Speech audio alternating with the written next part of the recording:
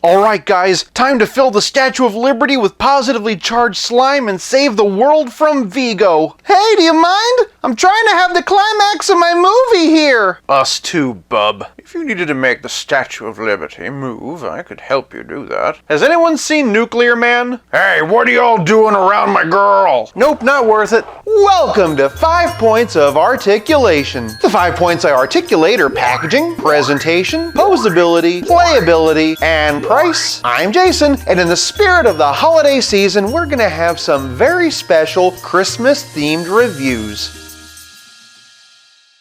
Today, we're going to close out the year with a perfect review for New Year's Eve, the 2010 Toys R Us exclusive Ghostbusters 2 box set by Mattel. Starting off the packaging, and while the box is simple, there is a lot to love. First off, we've got a big Ghostbusters 2 logo down there, a sticker letting us know that this was only available at Toys R Us, and stickers for their names just like the patches on their jumpsuits. Not much to say at the top, sides, or bottom, but the back is a treasure trove. First up, there's a Polaroid of their portrait from the end of the movie. Ray Stantz is an expert on paranormal history, owns an occult bookstore, and designs the Ghostbusters equipment with Egon. Peter Venkman hosts a psychic-themed talk show, thinks hairless cats are weird, and needs to feel loved and desired. Egon is the strategic right brain of the outfit, performs advanced theoretical research, and invented the Geigometer. And possibly my favorite write-up, Winston Zeddemore is an enthusiastic children's party entertainer, hates gelatin desserts, and loves New York. On the side is a shattered fortune cookie. It says that any doubts you have will disappear this month.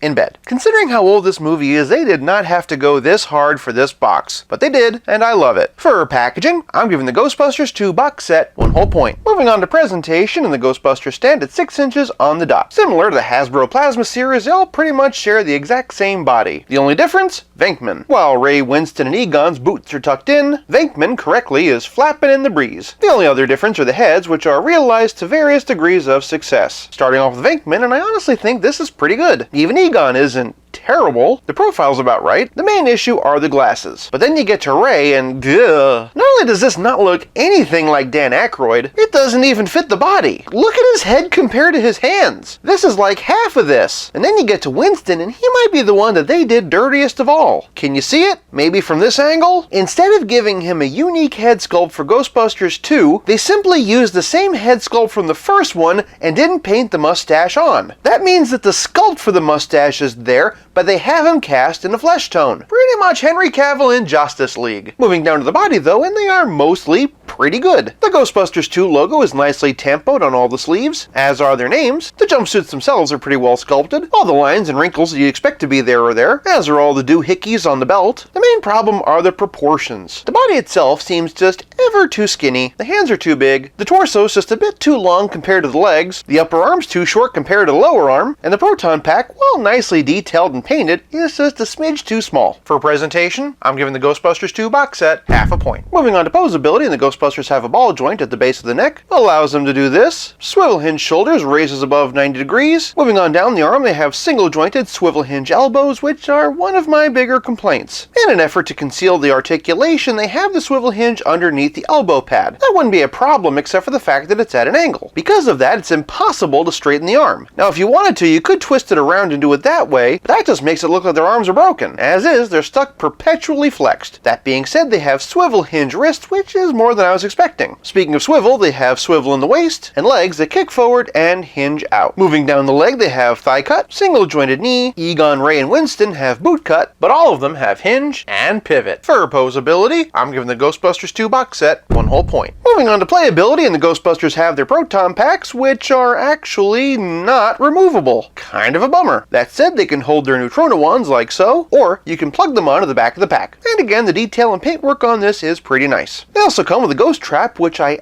absolutely love. Not only does it come with the pedal, which the Hasbro version does not, but the trap itself can actually open. Additionally, they come with Slimer, and he's a pretty impressive figure on his own. First of all, it's a pretty decent likeness, and I do appreciate the paint detailing in the mouth and the eyes. He also has swivel hinge shoulders, single jointed elbows, and swivel wrists. Additionally, he comes with a display stand so that he can float around. But of course, my favorite accessory, and the reason why we're looking at them at Christmas time, are these Santa hats. They only wore the hats in like one shot of the movie, so it's a small detail that I really appreciate that they included. Not only that, but you can put the hats on other figures as well. And just for the sake of size comparison, here it is on the Spectacular Spider-Man by Diamond Select. Back to 6-inch, here it is on the Retro Spider-Man. And since a lot of people think that No Way Home is a Christmas movie, here it is on a movie version. Moving momentarily from Marvel to DC, here we have it on Batman and Robin. Moving from 6-inch to 7-inch, we have Nightfall Batman by DC Essentials and Greg Capullo. Although to be fair, this one is more in scale with a Marvel Legend. Here we have Superman, both DC Essentials and DC Universe Classic. And for another DC Universe Classic, and also a character who famously wears a red suit and can travel the globe in a single night, here we have the Flash. For a DC villain who seems determined to dress up as every heroic figure that he can, here's Lex Luthor. For another billionaire in an armored suit, here's Iron Man. I kind of thought that the Silver Centurion seemed more festive. And speaking of festive, since he's already wearing such a Christmassy red and green sweater, here's Freddy Krueger. I also know when you've been sleeping. Since he kind of already looks like a Christmas elf, here's Retro Riddler. Here we have Charles Xavier. I know whether you've been bad or good. Here it is on John Hammond as a little tribute to Miracle on 34th Street.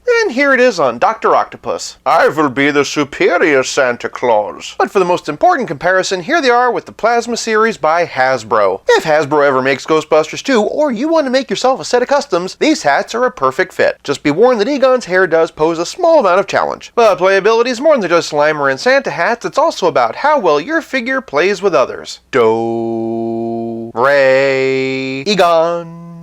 All joking aside though, and there really is no comparison, I do still think the Mattel nailed Murray's likeness a bit better, and I would love to see the face printing on that sculpt, but come on. This looks more like Dan Aykroyd than this. But of course, to round out the Ghostbusters, we've got Winston. Zooming on in, and if you had a hard time seeing the sculpt for the mustache before, hopefully it's a bit more clear now. Either way, I do think that the forehead and the hairline of the Mattel version feels more like Ernie Hudson. For a Slimer comparison, here's the Mattel one in between the real Ghostbusters and the new Fright features. And since Hasbro's yet to give us a movie version, here's the Mattel Slimer with a couple of Plasma series. Not only do they look great together, but so far this Slimer might just be my favorite part about this set. Oh, and if you're curious, here's a Santa hat on him. Here they are with a symbol. Something that appeals to the best in every one of us. Something good. Something decent. Something pure. For a relative scale comparison, here they are with Pete the Spidey and the Spectacular Spider-Man. And lastly, here they are with Stealth Iron Man, wishing you a very happy new year. For playability, I'm giving these Ghostbusters 1 whole point. This leaves us with nothing left to discuss but the price, and yeah, I don't really want to tell you what I paid for this. Currently, I'm seeing this box set online anywhere from $200 up to $1,700. I paid $150, which by comparison is pretty darn good. Counting Slimer, that breaks down to just $30 a figure. For price, I'm giving these Ghostbusters half a point for a grand total of 4 out of 5. For more Ghostbusters videos, you can check out one of these. This, of course, is the final video of 2021, and I want to take a moment just to thank you for an incredible first year on YouTube. There's been a lot of growing pains, but your love and support has absolutely made it worthwhile.